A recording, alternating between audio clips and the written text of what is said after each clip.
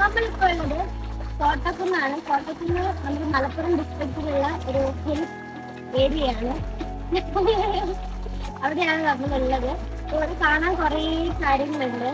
Garden ഉണ്ട്, അതുപോലെ തന്നെ വരുന്നവർക്ക് പിന്നെ കുട്ടികൾക്ക് വേണ്ട പാർക്ക് കാര്യങ്ങളൊക്കെ ഉണ്ട് ഗൈസ്. അപ്പൊ നമുക്ക് ഫാമിലി ആയിട്ട് വന്ന് എൻജോയ് ചെയ്യാൻ പറ്റിയ ഒരു സ്ഥലമാണ്.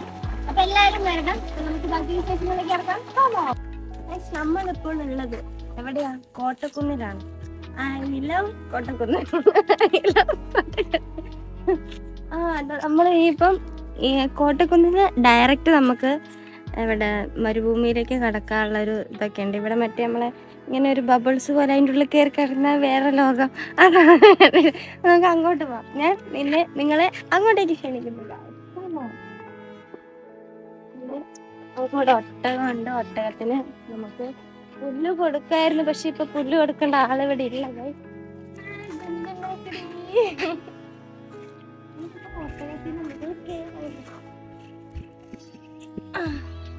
ഓക്കെ, പക്ഷെ ഇത് ഒട്ടകം പോവില്ല. മൂവ് ചെയ്യുന്ന ഒട്ടകമല്ല ഗൈസ്. കാരണം നിങ്ങൾക്ക് കണ്ടാൽ മനസ്സിലാവില്ലേ, ബോധമില്ലേ, ചോറിൻ്റെ അല്ലേ തിന്നുന്നത്. അപ്പൊ ഇനി ഒട്ടകമുണ്ട് ഗൈസ്. അത്രയ്ക്ക് ഇന്ന് ഇവിടെ ഉള്ളൂ. ഇവിടെ നമ്മളെ പനയുണ്ട്, ഈന്തപ്പഴം. ഇവിടെ ഈന്തപ്പഴം മുളച്ചിട്ടില്ല ഗൈസ്.